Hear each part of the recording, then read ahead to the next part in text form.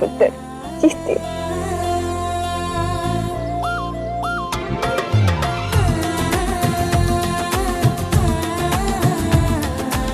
दी, माता रानी ने हमेशा आपका साथ दिया है ना, तो आज कैसे नहीं आते? ये लीजिए, आप इन्हें अपने मंदिर रूपे घर में रख लीजिए। लीजिए।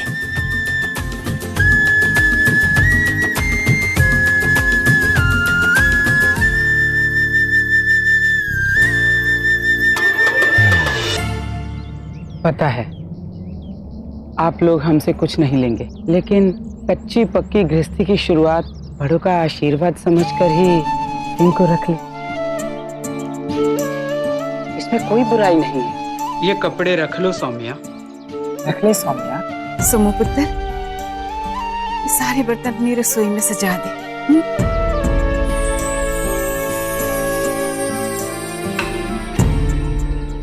वैसे नानी बात तो सही कह रही है सोम, गृह प्रवेश में बुलाना चाहिए।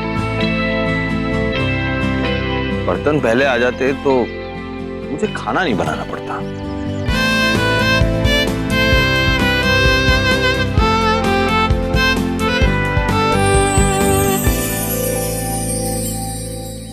लेकिन हम कैसे आप लोगों को? दी, घर घर होता है, छोटा या बड़ा नहीं होता है। और वैसे भी अब हम सब यहाँ आ ही गए हैं तो गृह प्रवेश का प्रसाद तो लेकर ही जाएंगे, क्यों नानी? लेकिन जो है वही खाएंगे। प्रसाद भोज के लिए 56 भोग नहीं चाहिए होता, दिल में प्यार होना चाहिए। अब और नहीं तो क्या, दामाद गरीब पाया है तो ये सब तो झेलना पड़ेगा।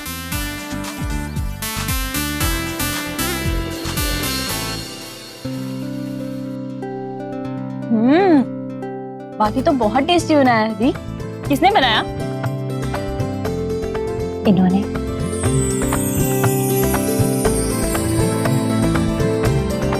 गुलाबो ने।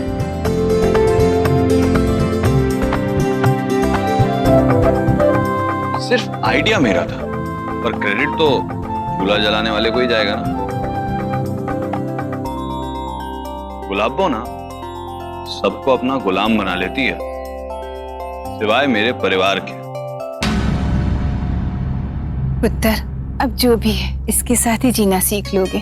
इसको ही तो जिंदगी कहते हैं बेटा। ऐसे भी पुत्र, माता रानी तुम्हारे साथ है। देखना सब कुछ बहुत अच्छा होगा, सच्ची।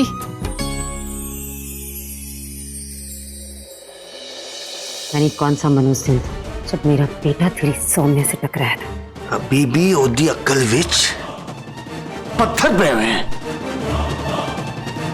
ये जानते हुए क्यों किन्नर है, फिर भी पीछा कर रहा है उसका। बड़े बड़े इश्क देखे, बड़े बड़े इश्क सुने पढ़े, लेकिन ऐसा किन्नर का इश्क मैं नहीं कभी सुने आया। मेरा ख्याल है कि इसको इतनी दूर भेज दो इनू कि मतलब जिथे दा ना रहेगा वहां से ना बजेगी, वहां से जो खर्चा आएगा ना मैं कर दूंगा यार। जी देखो, अब ना बहुत मुश्किल होगा। सौम्या अकेली नहीं है, मलिका उसके हर कदम में उसके साथ है। उसका अपहरण करना तो भूल ही जाओ। मार दो उसे।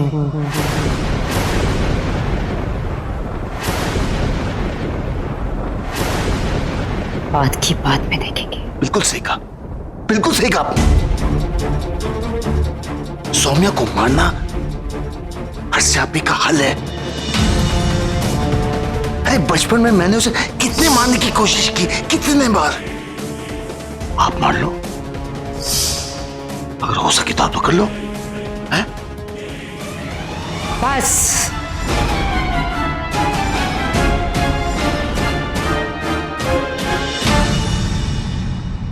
अब ना कोई कुछ बोलेगा ना कुछ सोचेगा। अब सिर्फ सौम्या को खत्म करने का इंतजाम करो।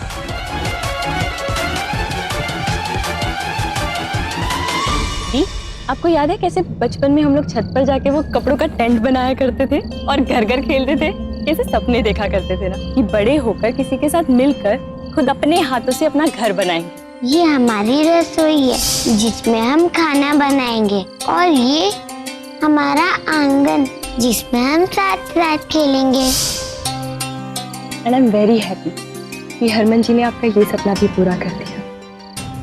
और आप देखना दी, हरमन जी अदित्य को भी वापस जरूर लेकर आएंगे।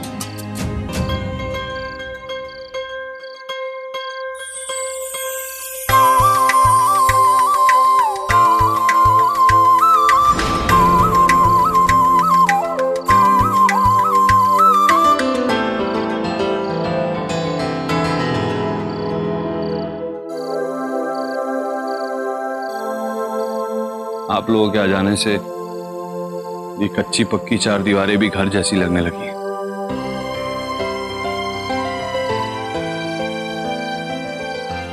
राजकुमार की तरह पले बड़े लड़के के लिए घर से अलग रहना और किसी की जिम्मेदारी उठाना आसान नहीं है। समझ सकती हूँ मैं, तुम्हारे इस फैसले से तुम्हारे ऊपर फख्र होता है।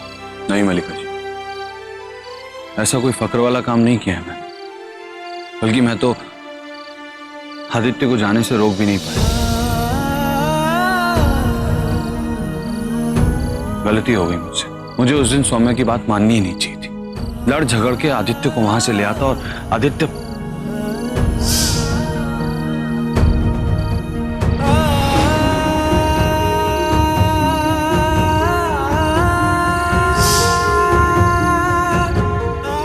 पहली बार मैंने सौम्या को आदित्य के साथ ही कुछ देखा था। हरमन, नियत अच्छी हो तो मन से मांगा हुआ सब कुछ मिलता है। मेरा दिल कहता है कि एक ना एक दिन हमें अपना आदित्य वापस जरूर मिले।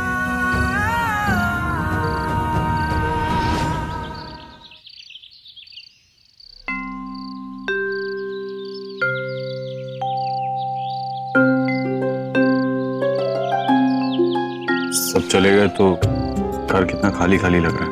आप तब तक मुंह हाथ धो लीजिए ना, भूख लग रही होगी, मैं कुछ बना लेती हूँ आपके लिए।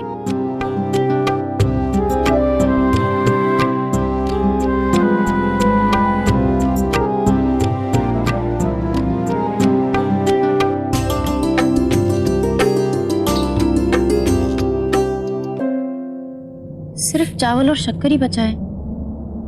अब तेरी माँ तेरे आगे कान पकड़ती है, माफी मांगती है। माफी दे दे ना। अच्छा ठीक है, लेकिन पहले मैंने पूरी और खीर खानी है।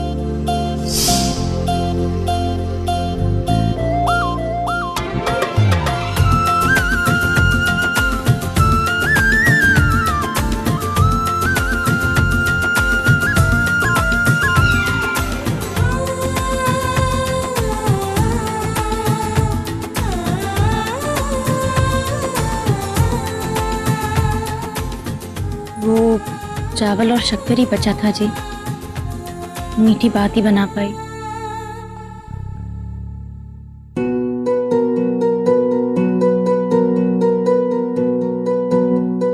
अच्छा एक बात कहूँ गुलाब, ये जो बना है ना बहुत स्वाद बना है। ऐसा नाश्ता अगर रोज मिल जाए तो मजा आ जाए।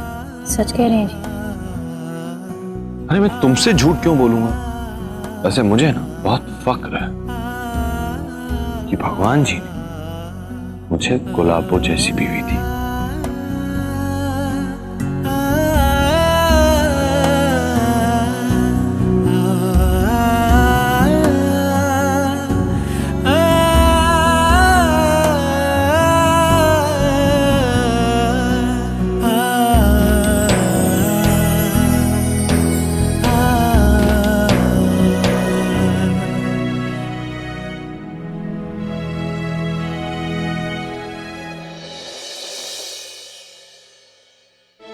अरे पुत्र, ना बेबे ना बेबे, अलग से पानी नहीं उतर रहा है तो खाने की बात करिए।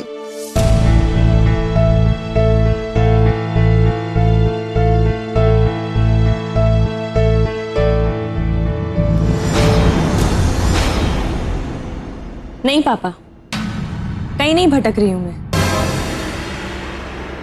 एक गल दस तू, रात भर कहाँ थी तू?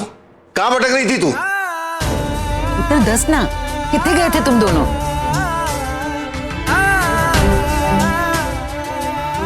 मैं और नानी दी और हरमन जी के यहाँ गए थे। उन्होंने अपना घर बना लिया है। हाँ, हमारे मकान की तरह पक्का नहीं है उनका घर, पर उनका घर घर है पापा।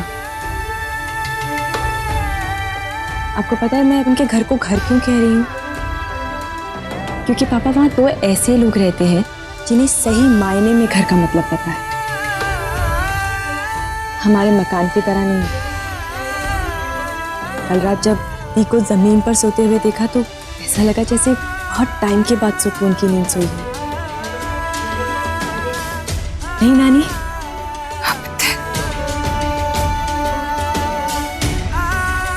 ऐसी नींद तो शायद उस बंदे के नसीब में ही होती है जो दिल का साफ हो और नियत से अच्छा।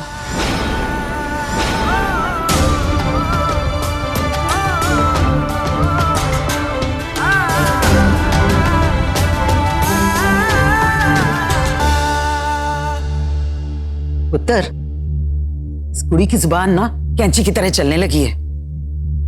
हमें अपनी इज्जत प्यारी है ना, तो हमें मुंह सी कर रहना पड़ेगा। अब हद कर दी इसने। मैं भी आपके साथ काम पर चलूंगी जी। यार तुमको एक बार में समझ में नहीं आता, काम पे सिर्फ मैं जाऊंगा और तुम घर पर रहोगी। हाँ जी, पर मैं आपका हाथ बटा लूंगी ना। मैं भी चलूंगी आपके साथ। तुम साथ में क्यों जाओगी? देखो सौम्या, बाहर जाना, पैसे कमाना, ये सब मेरा काम है। तुम सिर्फ घर संभालो। जब हम खुशियां बांट रहे हैं तो फिर काम और जिम्मेदारियां ये भी तो मिलकर करें ना। देखो यार सौम्या, पहली बार ना मुझे मौका मिला है तुम्हारे लिए कुछ करने का। मुझे करने दो, और हम साथ में ही तो काम कर रहे हैं। तुम घर का ख्याल रखना और मैं तुम्हारा। हो गया काम बराबर, है ना? अच्छा, अब एक अच्छी वाली स्माइल दे दो और मुझे काम पे भेज दो।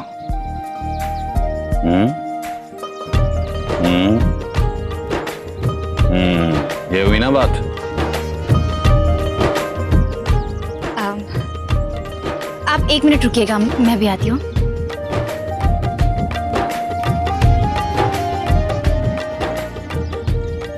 ये लीजिए, इसमें मीठा भात मैंने डाला है, आप इसे खा लीजिएगा टाइम पर। हाँ, किसी भी काम पर जाने से पहले दही शक्कर खाना शुभ माना जाता है। दही तो नहीं है, लेकिन शक्कर लेकर आई हूँ। आप इसे खा लीजिए, आज का दिन अच्छा जाएगा।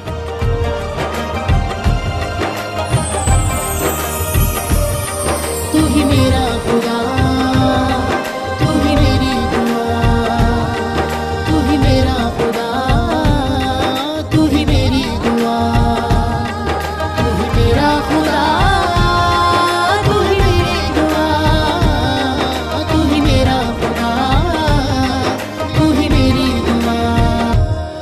और शन्नो देख, तेरे प्रबल सिंह को सुला देता मैं।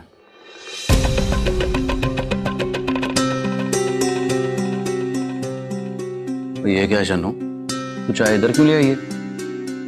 पूरा परिवार बैठकर हॉल में एक साथ चाय पीते हैं ना। पीते थे, जब दिखावे के लिए तो दिखावे के लिए सबको एक दूसरे की फिक्र रहती थी, चिंता रहती थी। लेकिन अब न फिक्र है न चिंता, सब मतलबी है, सिर्फ अपने बारे में सोचते हैं। एक तो सीईओ जो भाई साहब करते रहते हैं, और इसीलिए हमारी कीमत कौड़ियों की करके रखती है उन्होंने। ये लो, चाय पियो और अपनी फिक्र करो, अपने बारे में सोचो।